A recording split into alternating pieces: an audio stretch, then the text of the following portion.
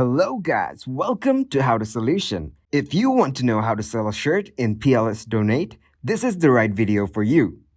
First, open your browser and then go to roblox.com.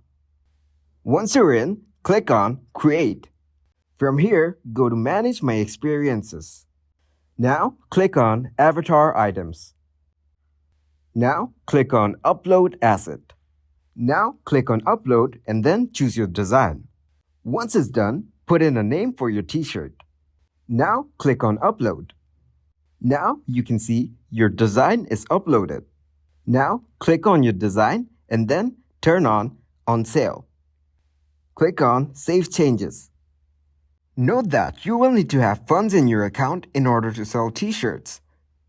That is it for this video. Please leave a like and subscribe to the channel for more tutorials like this. Thanks for watching and goodbye.